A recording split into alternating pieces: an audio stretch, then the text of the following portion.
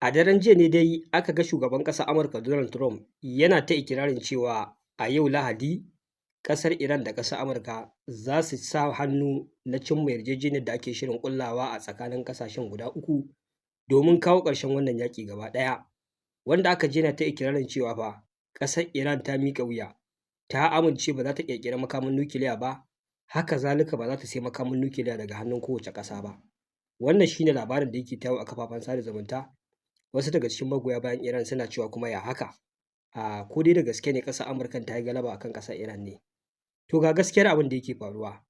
An wayi gari al'ummar ƙasar Iran sun fito kan tituna suna ta zanga-zanga da nuna rashin amincewarsu game da yarjejeniyar da ake shirin ƙullawa tsakanin ƙasar Amurka da ƙasar Iran, wanda suke ta kama sunan mutane guda biyu a cikin ƙasar, suna Allah wadai da matakan da suke ɗauka a kan process na wannan yarjejeniya, wanda waɗannan mutane guda biyu suka haɗa da Muhammad Baƙir Ghalibaf da Sayyadi Abbas Araghchi, wanda suka ce in dai akan wannan yarjejeniyar da take yawo a kafafen sada zumunta akan da za a sanya hannu, to fa sun ci amanar al'ummar ƙasar Iran, sannan sun ci amanar jagororinsu da aka kashe, musamman shugaban juyin juya halin ƙasar Iran wato Ayatollahi Ali Khamenei, wanda suka ce sun kwashe tsawon shekaru suna ma ƙasar Amurka tirjiya ana ɗauki ba daɗi, sojoji da dama sun ba da rayukansu domin kare wannan ƙasa da muradanta, amma yanzu a ce kwatsam a wata yarjejeniya makamancin haka a ga ƙasar Iran ta miƙa wuya. Saboda haka ba zai yiwu ba, an ga al'ummar ƙasar Iran suna ta wannan zanga-zangar, duk wanda ya bibiya zai gani a rubuce. Sai dai wani abin mamaki, baya ga al'ummar ƙasar Iran su suna zanga-zanga ne akan nuna rashin amincewarsu akan matakan da ƙasar Iran ke shirin ɗauka, sai aka ga su ma ɓangaren ƙasar Yahudu suna ƙalubalantar Firaministan ƙasarsu, suna Allah wadai da shi ta hanyar jefa su cikin wannan yaƙi ba tare da ɗaya daga cikin muradansu sun cin musu ba. Wannan lamari ya ba mutane mamaki. Al'ummar ƙasar Iran suna zanga-zanga cewa ba su amince da matakan da hukumomin ƙasar Iran suke shirin ɗauka ba na dakatar da wannan yaƙi. Al'ummar ƙasar Yahudu suna Allah wadai da Firaministan ƙasarsu bisa kasa cimma ɗaya daga cikin muradansu guda uku akan ƙasar Iran: mallakar makaman nukiliya, dakatar da su daga ƙera makamai, rusa ƙungiyoyinsu da suke proxy war. Haka aka ji al'ummar ƙasar Yahudu suna wannan Allah wadai, su ma ba sa jin daɗi akan wannan deal ɗin da za a zo a ƙulla. Haka zalika a ɓangaren ƙasar Amurka shi ma wani abu bai cike da ban mamaki da al'ajabi, su ma al'ummar ƙasar suna ci gaba da Allah wadai da yadda shugaban ƙasar Amurka Donald Trump ya zamana ba ma shi da cikakken iko game da ƙasashe da yake hulɗa da su, musamman ƙasar Yahudu, ta yadda wani lokaci zai zo ya umarci ƙasar Yahudu akan ta yi wani abu, amma ta zo ta yi kunnen uwar shegu ta aikata wannan abu, hasali ma sai dai a gan shi daga baya ya zo yana goya bayan abin da ƙasar Yahudun ta yi na saɓa masa. Misali, yarjejeniya da aka yi ta tsagaita wuta wacce aka ga ƙasar Yahudu ta karya waɗannan yarjejeniya, amma ya kasa tanƙwara ta ya hana ta ci gaba da abubuwan da take yi. Lokacin da ƙasar Iran ta ce idan ƙasar Yahudu ta ci gaba da kai hari Lebanon za ta kai mata farmaki, kuma a ga ƙasar Iran ta kai wannan farmaki, an ga shugaban ƙasar Amurka Donald Trump ya gargaɗi ƙasar Yahudu cewa kada ta maida ma ƙasar Iran retaliation, domin Iran ta ce za ta ci gaba da maida martani idan ƙasar Yahudu ta dawo mata da retaliation. Amma aka ga ƙasar Yahudu ta yi kunnen uwar shegu sai da ta aikata wannan abu, daga baya kuma aka zo aka ga ya waske kuma yana goyon bayan ƙasar Yahudu. Wato wannan ya nuna cewa ƙasar Amurka kamar ba ta ma da cikakken iko a kan ƙasar Yahudu da dai wasu abubuwa makamancin haka, wanda wannan na ɗaya daga cikin abubuwan da su kuma a ɓangaren al'ummar ƙasar Amurka suke ganin su kuma gazawar nasu shugaban. Kenan ƙasashe guda uku suna rikici, amma kowanne a ɓangaren ƙasashen al'ummar ƙasar ba su gamsu da yadda ake tafiyar da tsare-tsare a kan wannan yaƙe-yaƙe ba, da kuma hanyoyin da ake ƙoƙarin bi gurin dakatar da su. Wannan shi ne tsaka mai wuya ɗin. Game da batun ikirarin da shugaban ƙasar Amurka Donald Trump yake yi na cewa ai yau Lahadin nan ƙasar Iran za ta miƙa wuya, za ta sanya hannu akan wannan yarjejeniya da zai dakatar da ita daga mallakar makaman nukiliya ko kuma siyan shi a nan gaba, za kuma ta buɗe Strait of Hormuz. Gaskiyar magana akwai lauje cikin naɗi cikin wannan magana. Mahukuntan ƙasar Iran daga baya sun fito sun ƙaryata wannan ikirari na shugaban ƙasar Amurka. Wato ga asalin abin da yake ƙasa da kuma matakan da ƙasar Iran ke shirin ɗauka, wanda dukkan mutumin da ya lissafi ya zurfafa hangen nesa zai gane ƙasar Iran ce za ta yi nasara idan har waɗannan abubuwa suka tabbata a kan wannan yarjejeniya. Zan muku bayani filla-filla. Ita a ɓangaren ƙasar Iran yadda take so yaƙin ya kasance ko ya ƙare shi ne waɗannan yarjejeniyoyi su ne waɗanda za a fara cin musu a farko, wanda a ƙarshe kuma sai a koma kan batun dakatar da Iran daga mallakar makaman nukiliya da makomar tataccen uranium ɗinta. Abu na farko shi ne ƙasar Iran har yau tana nan akan bakarta na cewa dolen dole a dakata nan take daga wannan yaƙi a ko'ina da aka fara shi, da ya haɗa da ƙasar Lebanon da ƙasar Iran da ƙasar Amurka da ƙasar Yahudu. Ma'ana ai halting ɗin attack daga kowane ɓangare. Ita ƙasar Yahudu fa saboda tsabar son zuciya da zalunci, saboda ta san cewa ƙasar Lebanon ba ta da air defense system, ba ta da makaman yaƙi kamar sauran ƙasashe, ta fi son wai a dakatar da wannan yaƙi amma ita a ƙyale ta ta ci gaba da rusa ƙasar Lebanon. Wato wannan shi ne fa irin process ɗin da take yi ta tabbatar hakan ya faru akan kowace ƙasashen Larabawa. Ma'ana kar a yadda wata ƙasashen Larabawa su mallaki wani nau'in makami da zai iya zama musu barazana ko zai hana su yaƙarsu a nan gaba. Wannan gaɓar tana matuƙar ban mamaki da al'ajabi. Ta yaya ƙasashen musulmi za su yadda a ce wai yau an ƙulla wata yarjejeniya tsakaninsu da ƙasar Amurka, su ba za su mallaki makamai masu hatsari da za su kare ƙasarsu ba, amma ita kuma ƙasar Yahudu tana da wannan 'yancin. Wannan abun yana matuƙar ban mamaki, yana matuƙar ban al'ajabi. Irin haka ne yanzu yake faruwa da Lebanon. Lebanon fa ku je ku bincika ku ji, ƙasar Amurka ce take biyan 2/3 abin da ake cikawa a biya sojojin ƙasar Lebanon albashi. Kuma kan yarjejeniyar ƙasar Lebanon ba za ta yadda ta mallaki kowane irin nau'in makami da zai iya zama barazana a ƙasar Yahudu ba. Yanzu ga abin da yake faruwa kenan. Shi yasa za ku ga abin yana ba ku mamaki, duk yaƙin nan da ake yi wai sojojin ƙasar Lebanon fa ba da su ake ba. Duk yadda aka kai ga gurguza ƙasarsu ba fa da su ake yaƙi ba. Su ba za su tsoma baki ba, kuma ba za su yi active su ce za su kare ƙasarsu ba. Ba ruwansu, sai dai su zama ba ruwa 'yan ba ruwana kamar yadda civilian suke. Da dakarun Hezbollah kaɗai ake irin wannan yaƙin bisa yarjejeniyar ƙasar Amurka da su cewa su ba za su mallaki makamai na kare ƙasarsu ba. To yanzu shi ne fa take jin daɗin gurguza ƙasarsu, tana rusawa yadda ranta take so da sunan tana yaƙi da dakarun Hezbollah. Wannan shi ne kuskure mafi girma da sauran ƙasashen Larabawa suka yi, kuma sai yaƙi ya zo kansu za su gane haka, wanda wannan shi ne abin da ƙasar Iran take amincewa da shi. Ta ce ba za ta yarda da wannan salo ba, wai a zo kawai saboda baradin ƙasar Yahudu a ce wai an hana ta mallakar makaman nukiliya, sannan kuma makamanta da take ƙerawa an hana ta ci gaba da ƙera su. 'Yan mayakanta take amfani da su wai su ma ta rushe su. Wannan rainin hankali ne na ƙarshen ƙarshe. Har yanzu mugun mamaki nake idan na ƙasashen Larabawa akan wannan tsarin. Su saboda tsabar amincewa ma da Amurka, ba ma iya kar su ƙera makaman ba, a'a ƙarshe don su nuna biyayyarsu ga ƙasar Amurka, yadda suka yi suka kawo sojojin ƙasar Amurka cikin ƙasarsu, su ne za su ba su kariya. Wannan ba shi ne halin da ake ciki.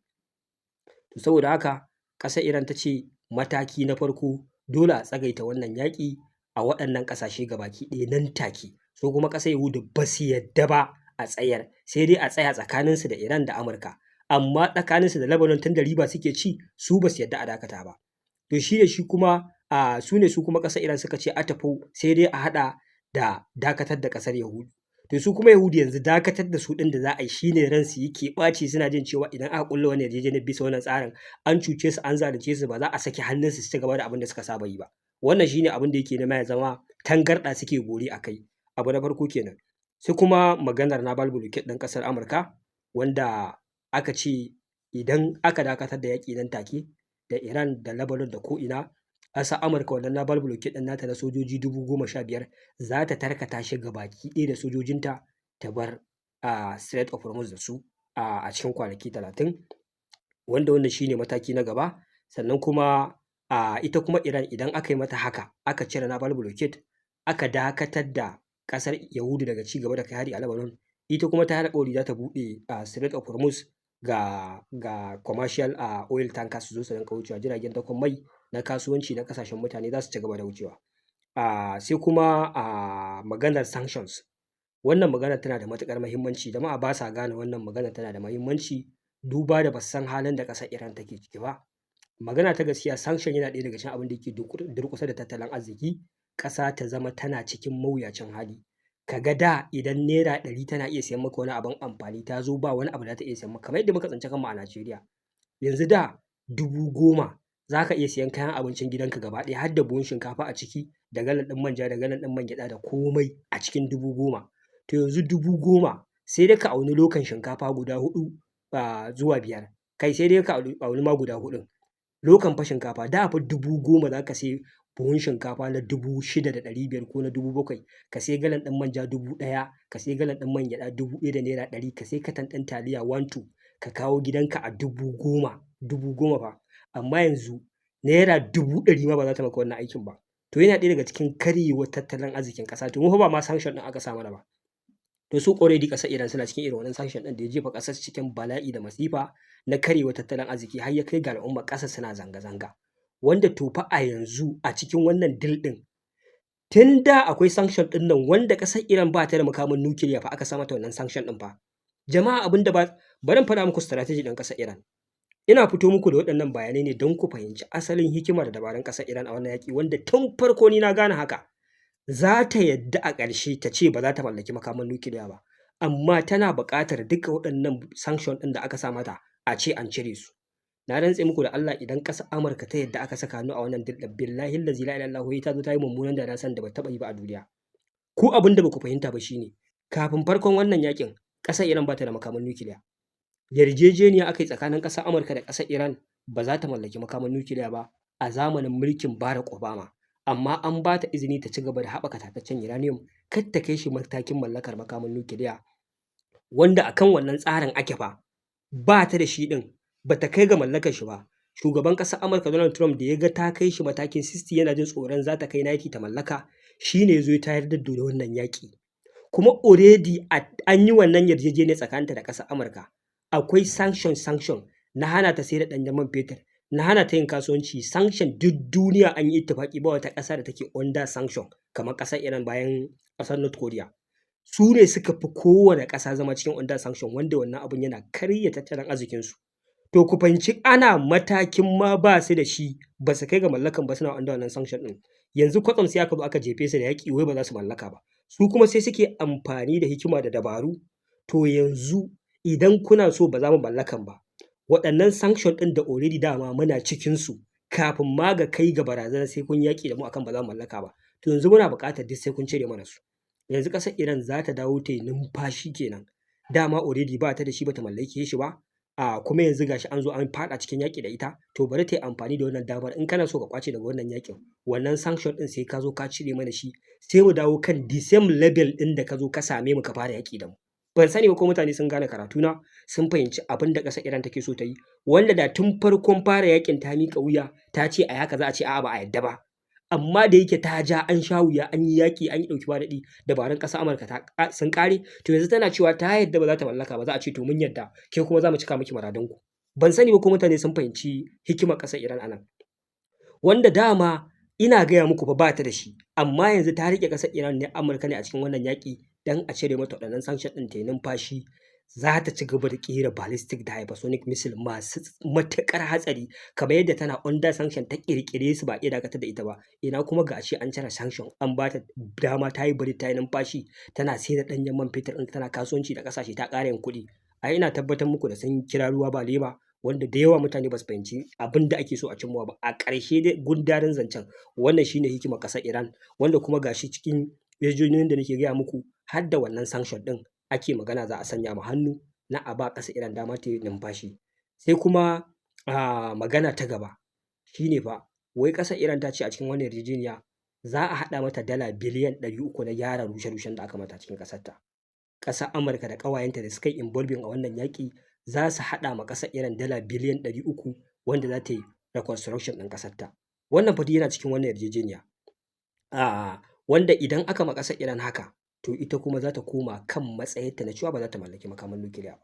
Wanda shi ne abin da aka ji shugaban ƙasar Amurka yana ta murna cewa ya yi nasara. Yanzu ya sa ƙasar Iran ba za ta mallaki makaman nukiliya ba, ba za ta ƙera ba kuma ba za ta siya ba. Jama'a ban sani ba kun gane wayo aka mai. Ai dama ba ta da shi. Kuma ba ta kai matakin ta mallake shi ba. Shi ne ya zo ya fara yaƙi. To yanzu kuma an ɗana mai tarko waɗannan abubuwan da na jeranto muku sai ya yi ma ƙasar Iran, sannan Iran za ta koma kan wannan matakin da ya zo ya same ta. Lokacin fa ba a yaƙin komai, Iran ba ta tare Strait of Hormuz ba, babu wani abu makamancin haka, ya zo ya fara yaƙin. Yanzu kuma bisa waɗannan abubuwa da zai ma Iran na gata, zai mai da ita dai wannan matakin da ya zo ya same ta ne a banza a wofi. Shi ne game ɗin kawai wanda mutane da yawa ba su fahimta ba. Final game ɗin kenan fa. Duk wanda ya fahimta ina ganin babu wani bayani da zan iya ƙara maka ka fahimci tarkon da Iran ta ɗana kuma take yin nasara a cikin wannan yaƙi ko kuma a wannan yarjejeniyar da yawa wasu suke kallonta a matsayin wai an yi nasara akan Iran. Baka fahimci tun farkon yaƙin a wani mataki Iran take ba, yanzu kuma wani mataki ake so a koma ba. Strait of Hormuz fa a banza yake, ba wanda zai ce maka uffan in ka zo wucewa, ba haraji ba komai ka zo ka wuce ba ruwan kowa da kai kafin a fara wannan yaƙin. Ƙasar Iran bata tare Strait of Hormuz a matsayin wata hanya da za ta ma duniya azaba ba ko ta karɓi haraji. Kafin wannan yaƙin babu haka. Kafin wannan yaƙin Iran bata mallaki makamin nukiliya ba, kuma uranium ɗinta bai kai matakin mallakar makamin nukiliya ba. Yanzu ya zo ya fara yaƙi. Nasara mafi girma shine Iran ta dawo mai da Strait of Hormuz yadda ya zo ya same ta. Nasara ta biyu wai shine Iran ta yadda ba za ta mallaki makamin nukiliya ba, kuma ba za ta siya ba. Wannan zancen banza ne. Dama ai bata mallaka ba, kuma bata siya ɗin ba, da za ta siya ai da tuntuni ta siya. To amma dai ƙila ta iya yiwuwa tana da muradi na mallaka a nan gaba. Kuma kuna ganin cewa wannan yarjejeniyar ko yaƙi ya ƙare shi kenan ƙasar Iran ta haƙura har abada ba za ta mallaka ba. Ƙarya ce, sai sun bi wata hanya sun mallaka ba tare da ƙasar Amurka ta sani ba. Yadda suka sani cewa ƙasar Amurka da Yahudu sai sun ci amanarsu ko bayan an ƙulla wannan yarjejeniyar nan gaba sun ɓullo da wani sharri, to su ma fa kun sani dole sai sun yi abu makamancin haka.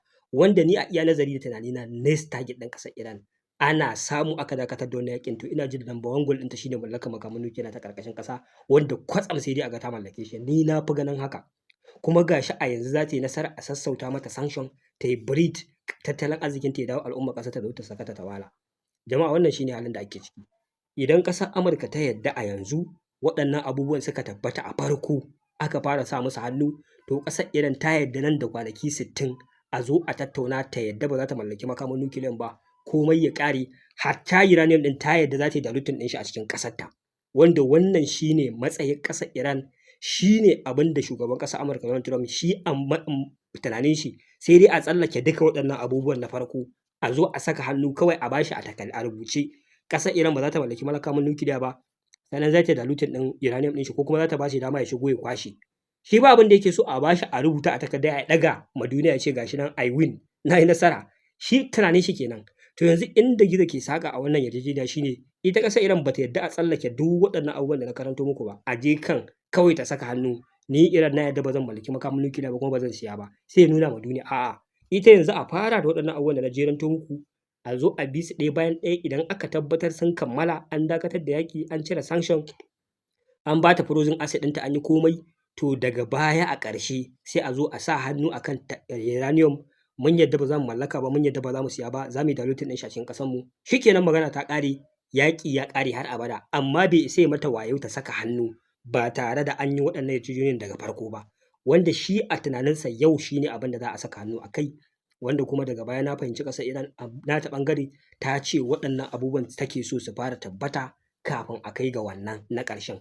To yanzu dai yau ce ranar da shugaban ƙasar Amurka ya ce yana da yaƙini yau za a saka hannu akan wannan yarjejeniya, abubuwa su ƙare. To yanzu za mu gani shin da gaske ne ƙasar Iran ɗin za ta yadda ta tsallake duka waɗannan abubuwan ta saka hannun, ko dai za ta koma baya ta ce dole sai an bi waɗannan process ɗin sannan daga ƙarshe ta saka hannu. Shi ne abin da za mu bibiya da ni da ku zuwa dare. Insha Allah zan kawo muku cikakken bayani a game da halin da ake ciki, domin yau ne shugaban ƙasar Amurka ya ce final deal zai kasance tsakaninsa da ƙasar Iran. Wassalamu alaikum warahmatullahi.